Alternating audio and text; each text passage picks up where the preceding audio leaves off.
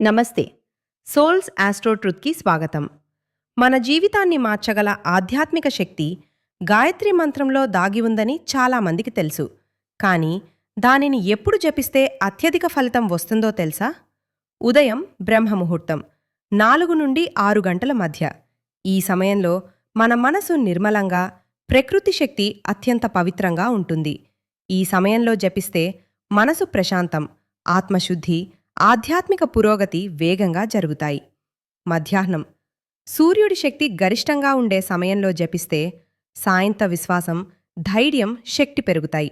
వచ్చిన stress, negative energy తొలగించడంలో అద్భుతంగా పనిచేస్తుంది. కానీ గుర్తుంచుకోండి, సమయం ఎంత ముఖ్యమో అదేవిధంగా భక్తి, శ్రద్ధ, నిశ్శబ్దం కూడా అత్యంత అవసరం. ఈ రోజు నుంచి మీరు ఏ సమయంలో జపించబోతున్నారు? కామెంట్లో చెప్పండి.